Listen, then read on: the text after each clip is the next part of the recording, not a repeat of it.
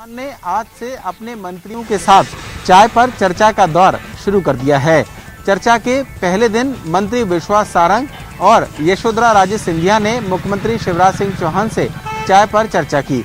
सबसे पहले चिकित्सा शिक्षा मंत्री विश्वास सारंग सुबह 10:30 बजे सीएम हाउस पहुंचे और करीब 15 मिनट तक मुख्यमंत्री शिवराज सिंह चौहान के साथ उनकी चाय पर चर्चा हुई।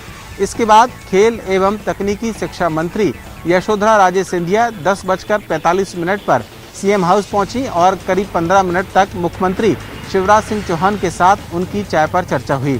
इस दौरान मुख्यमंत्री शिवराज सिंह चौहान ने दोनों मंत्रियों से उनके विभागों की कार्य योजना और संभावित प्रोजेक्ट्स को लेकर चर्चा की। ये माना जा रहा है कि ये दौर आगे इसी तरीके से जारी रहेगा। 2 दिन पहले ही मंगलवार को हुई कैबिनेट की बैठक में मुख्यमंत्री शिवराज सिंह चौहान ने ये कहा था कि वो हर रोज अपने एक मंत्री के साथ में चाय के पर चर्चा करेंगे। किसानों के बीच अपनी खोई हुई साख को दोबारा हासिल करने के लिए कांग्रेस पार्टी अब किसान सम्मेलनों का सहारा लेगी।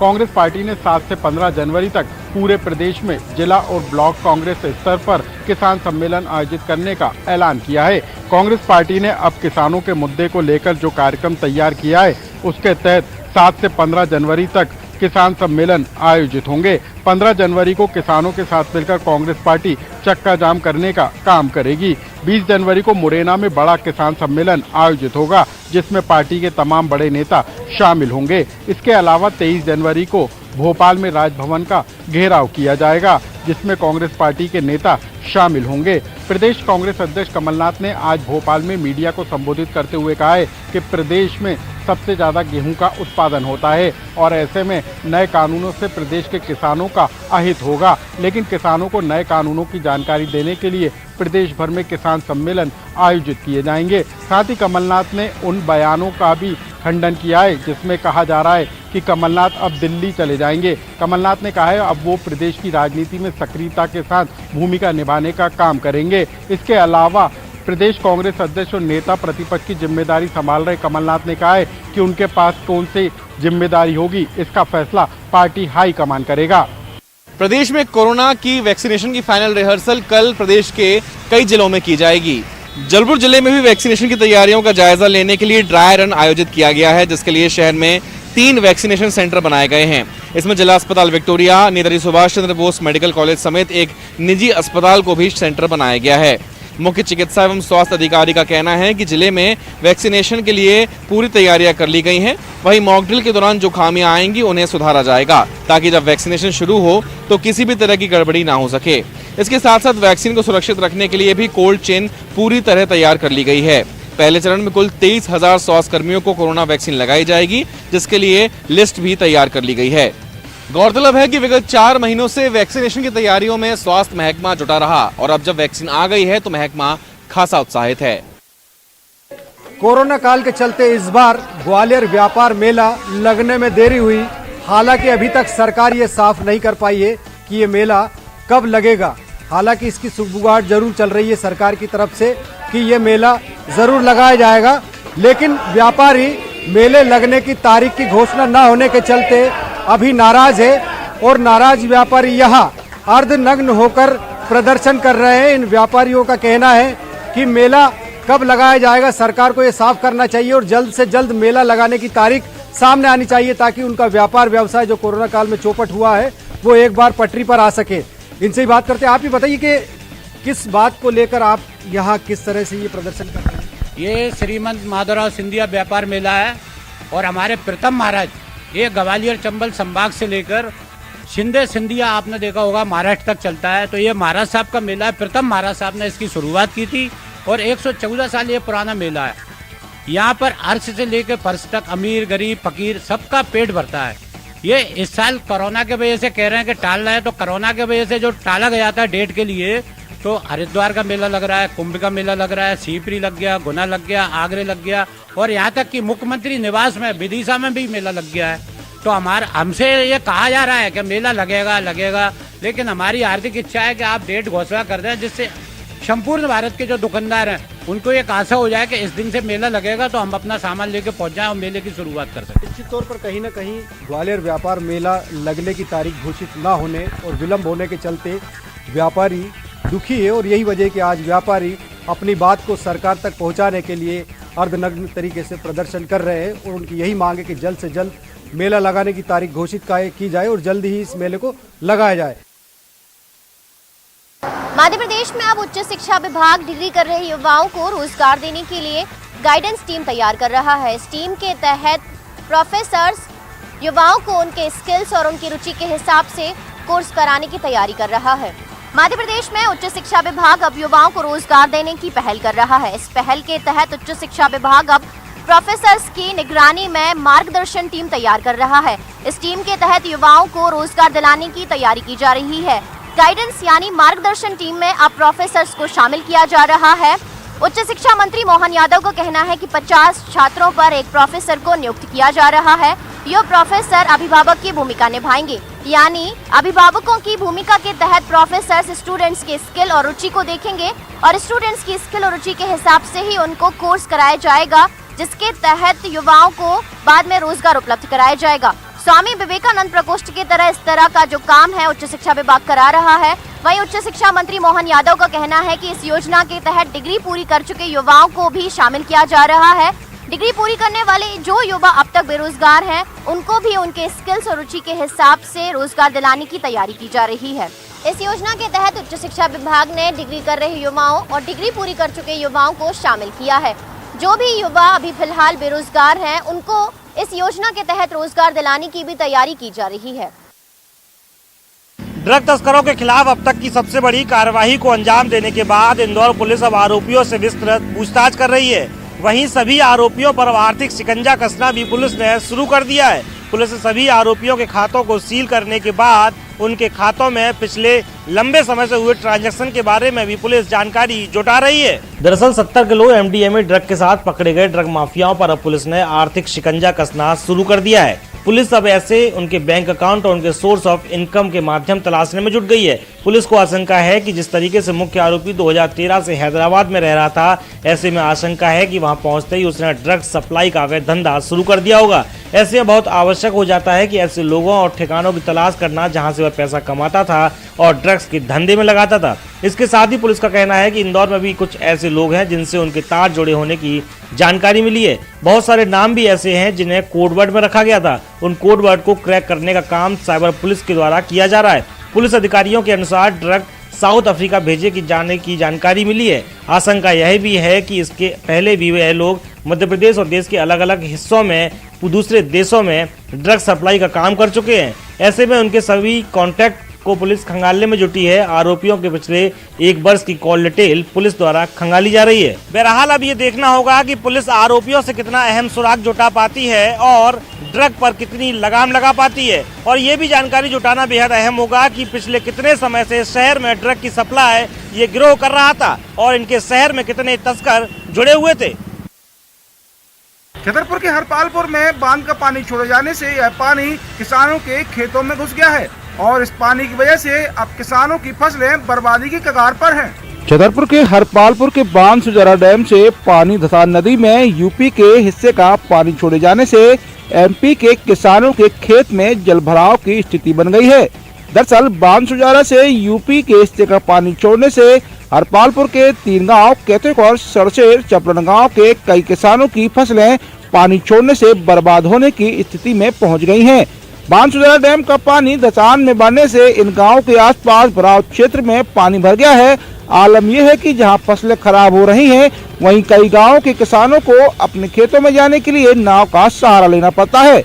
ऐसी स्थिति पहली बार नहीं हुई है। हर साल ऐसी स्थिति इन गाँव के किसानों के साथ होती है, लेकिन जलभराव से प्रभावित किसानों को अब तक कोई राहत नहीं मिली और एक बार फिर वही स्थिति निर्मित हुई है। वहीं प्रशासन अपनी दलील देकर पल्ला झाड़ लेता है। हरपालपुर के कैथोकर और चपड़न गांव के किसान लगातार हर साल इस तरह से बांध से पानी छोड़े जाने से परेशानी में आ जाते हैं।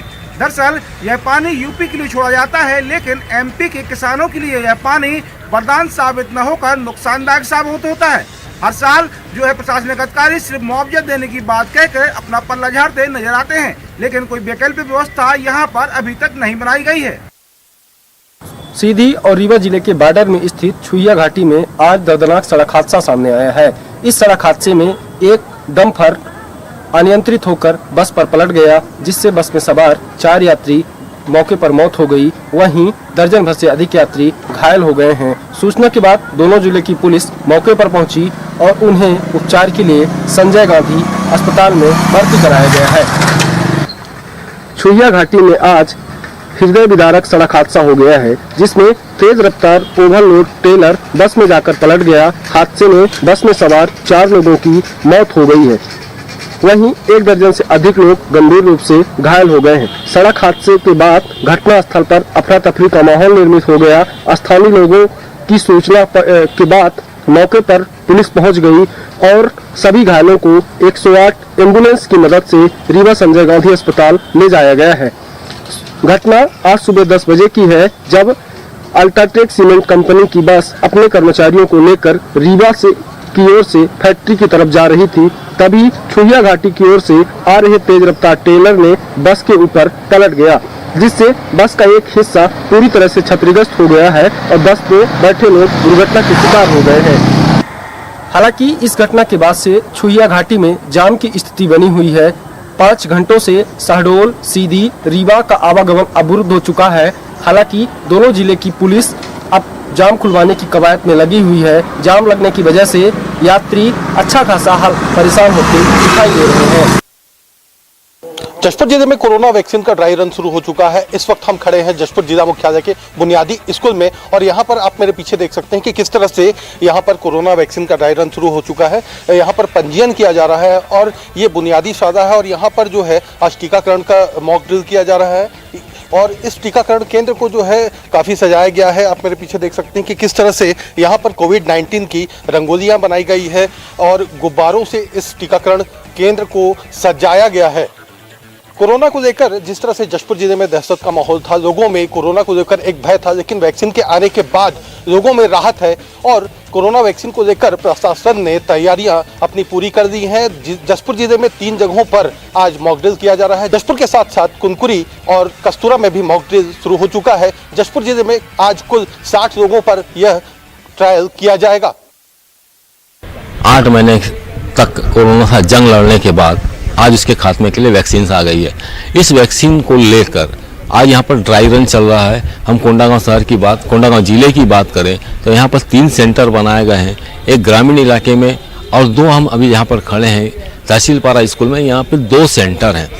आपको बता दें कि ये ड्राई रन में स्वास्थ्य कर्मी, मितानिन और आंगनबाड़ी कार्यकर्ताओं को शामिल किया गया है। आप मेरे ठीक पीछे देख सकते हैं कि किस तरीके से लोगों की एंट्री होती है। पहला गेट वहाँ पर बना हुआ है, पहले वहाँ पर लोगों की जांच की जा रही है। उसके बाद टीकाकरण स्थल जो लिखा हुआ है वहाँ से एक पुलिस गार्ड लोगों की आइडेंटिफाई को चेक करता है। उसके बाद अंदर लेके जाते हैं, जहाँ पर एक वेटिंग हॉल है, जहाँ पर पूरे जिनको टीका लगना है जी या जिनके जो ड्राई रन में शामिल हैं, वैक्सीनेशन ड्राई रन में, उनको वहाँ पर बैठाया जाएगा। उसके बाद अंदर में टीकाकरण जहाँ पर टीके का डेमो या पॉपअप होगा, वहाँ पर नंबर के हिसाब से वहाँ पर अभ्यर्थी जाएंगे और वहाँ पर उनका पूरा डॉक्यूमेंट्स का मिलान किया जाएगा और उसके बाद उनको एक डेमो के रूप में टीका लगाया जाएगा। फिर एक रूम और बनाया गया है जहाँ पर टीकाकरण के बाद में जिसको टीका लगा है वो उस रूम में जाके बैठेगा ताकि कुछ देर उसको ऑब्जर्व किया जा सके कि कोई साइड इफेक्ट नहीं है। बहरहाल टीकाकरण के इस ड्राई रन में शामिल कई लोग हैं जिनमें उत्सुकता भी है और थोड़ी सी घबराहट भी है कि टीका लगेगा तो कोई साइड इफेक्ट तो नहीं होगा। कोविड-19 टीकाकरण के लिए जो मॉक ड्रिल है वो आज सुबह 10 बजे से शुरू हो चुका है और जिले में की बात करें, जिले में 3 जगह पे इनकी मॉक ड्रिल किया जा रहा है। और इस वक्त मैं जो कांकेर की जो कोमोलदा अस्पताल का जो एनएम ट्रेनिंग सेंटर जहाँ पे वैक्सीनेशन किया जा रहा है वहाँ पर मैं मौजूद हूँ और आप देख सकते हैं कि इससे यहाँ का अगर इस जगह का जायजा लिया जाए, यहाँ पर सुरक्षा कर्मी यहाँ पर तैनात किया गया है। यहाँ पे जो उनके जो टेम्परेचर लिए जाते हैं उन्हें भी तैनात किया गया है। और ये जो गेट देख रहे हैं, इसी गेट के अंदर से मरीज सीधा वहाँ प्रतीक्षालय पहुँचेंगे वहाँ पर प्रतीक्षा करेंगे। उसके बाद वो उन्हें जो वहाँ का जो स्वास्थ्यकर्मी है वो उन्हें ले जाएंगे टीकाकरण केंद्र में और टीकाकरण केंद्र में ले जाकर उन्हें टीका लगाया जाएगा। बाद उन्हें टीकाकरण केंद्र से उन्हें समझाइश के बाद एक कार्ड भी दिया जा रहा है। उसके बाद वो मरीज को सीधा ऑब्जर्वेशन जो रूम है वहाँ पर ले जाया जाएगा, जहाँ पर उन्हें कुछ देर तक, आधा घंटे तक करीबन उसे रखा जाएगा वहाँ पे, ताकि टीकाकरण के बाद उनके जो शरीर की स्थिति कैसी प्रकार की बनती है, क्या उनका तबीयत बिगाड़ती है, तो उस तरह से उसके बाद उन्हें उसका ट्रीटमेंट किया जाएगा। ये सारी प्रोसेस जो किया जा रहा है ताकि जो निकट भविष्य में अगर जो वैक्सीन आएगी और वैक्सीन किस तरह लगाया जाएगा उनका प्रशिक्षण भी हो चुका है, ताकि उस वक्त किसी प्रकार कोई तकलीफ ना हो, इसीलिए इस मॉक ड्रिल कराया जा रहा है। ये सारी जो मामले हैं इनको लेकर हमारे यहाँ का जो जिला चिकित्सा अधिकारी यहाँ पर मौजूद है उनसे भी हम जानने की कोशिश करेंगे जो पूरा प्रोसेस है, पूरा जिले की किस तरह का वैक्सीनेशन किया जाएगा, आज की क्या स्थिति है, उनके बारे में हम जानने की कोशिश करेंगे। सर, ये जो वैक्सीनेशन के आज मॉक ड्रिल किया जा रहा है जिले में, कुल कितने जगह पे किया जा रहा है और आगे चल के क्या कुछ खास रणनीति है इस वैक्सीनेशन को लेकर? देखिए, शासन के निर्देशानुसार ये चूँकि एक मॉक ड्रिल जो है एक रिहर्सल है कि जब भी वैक्सीन आएगा तो किस प्रकार से हम टीकाकरण सत्रों का संचालन करेंगे और किसी प्रकार की दिक्कत ना हो, इसलिए मॉक ड्रिल हमारे जिले में 3 जगह किया जा रहा है। कुल मिलाकर पूरा तैयार है। हम पूरी तरीके से हमारे जिले के लोगों को जो है कोविड-19 टीकाकरण के लिए हम लोग पूर्ण रूप से मानसिक, शारीरिक सभी रूप से हम लोग पूर्णतः तैयार है। निश्चित रूप से आप देख सकते हैं कि कांकेर जिले में जो कोविड जो वैक्सीनेशन जो सेंटर है वहाँ पे आज मॉक ड्रिल के बतौर वैक्सीन लगाया जा रहा है, ताकि निकट भविष्य में जब भी जिले में वैक्सीनेशन किया जाए, लोगों को टीका लगाया जाएगा, उस समय किसी प्रकार कोई तकलीफ ना हो और आसानी से लोग टीका लगा सके और जिस प्रकार की कोरोना संक्रमण जैसे महामारी है उससे हमें निजात मिल सके।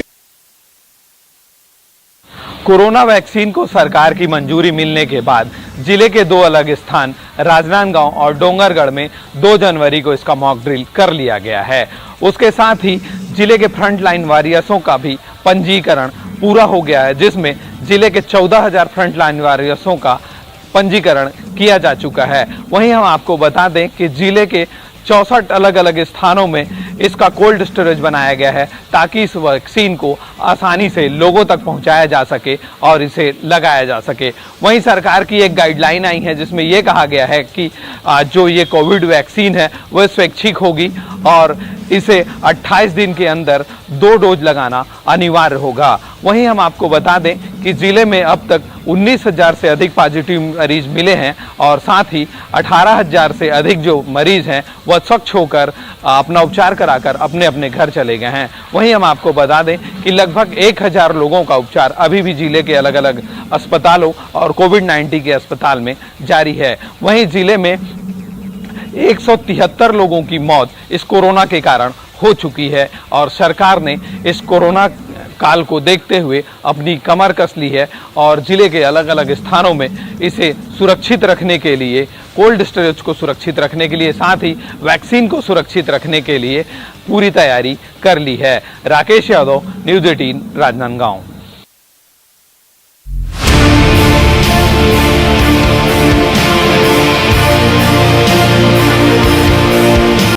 अक्सर बच्चे वो कर गुजरते हैं जो बड़े सोच भी नहीं पाते। उनका दिमाग, उनका जज्बा, उनका हौसला चट्टान सा मजबूत और पहाड़ जितना ऊंचा होता है। इसी हौसले को सलाम करने न्यूज़ 18 लेकर आ रहा है टेलीविजन का एक अनोखा show Byju's young genius. Byju's young genius में देश देखेगा उन बच्चों को जिनकी उम्र भले ही कच्ची हो लेकिन हुनर पक्का है, जिनकी उम्र भले ही कम हो लेकिन कद बड़ा है। किसी भी शहर, कस्बे या महानगर में रहने वाले ये बच्चे अपने दिमाग से, अंदाज से दुनिया को दंग कर देंगे।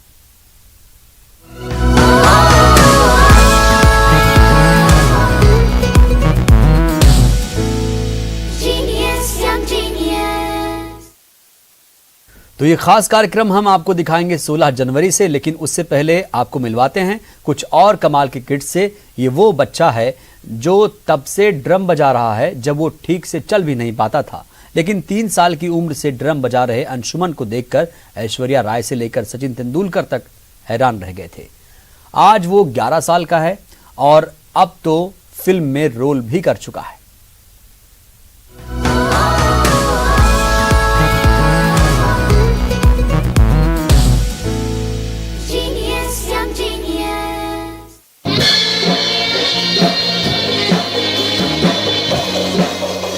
छोटी उम्र बड़ा धमाल, ड्रम का नन्हा बाजीगर, दिखाया अभिनय का जौहर।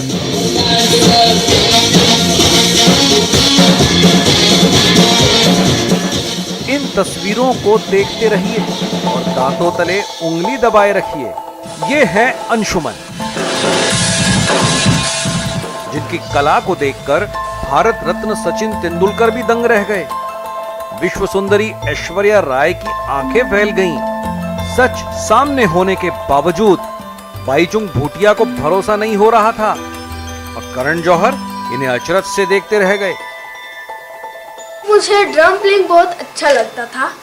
मुझे बड़ा होके क्या बनना है मुझे पता नहीं। मुझे सिर्फ इतना ही पता है कि मैं ड्रम को अपना लाइफ पार्टनर बनाना चाहता हूँ। अंशुमन एक और अभिमन्यु, 3 साल, 11 साल। पहले 3 साल का कमाल देखिए और अब 11 साल का धमाल देखिए।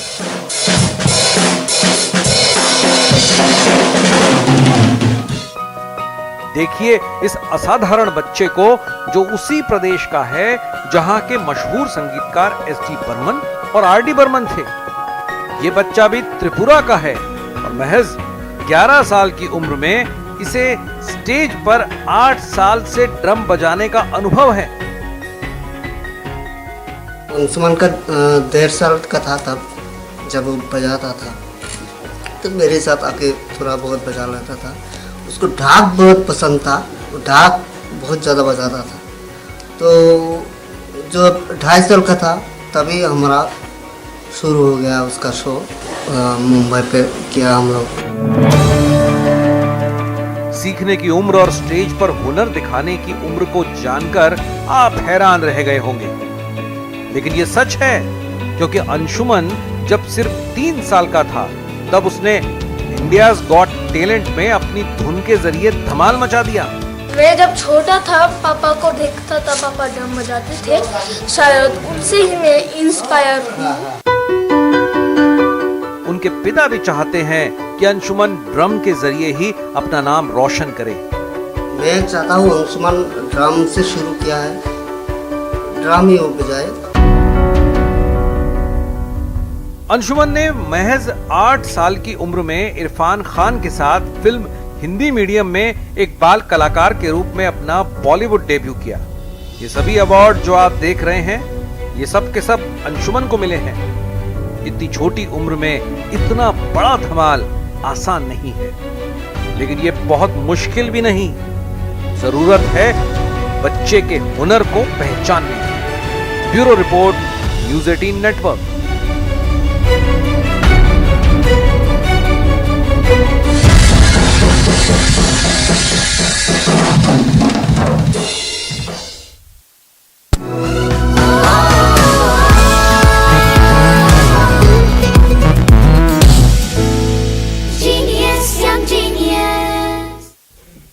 तो ये किड्स वाकई कमाल के हैं। ऐसे ना जाने कितने और जीनियस बच्चे हमारे आसपास मौजूद हैं।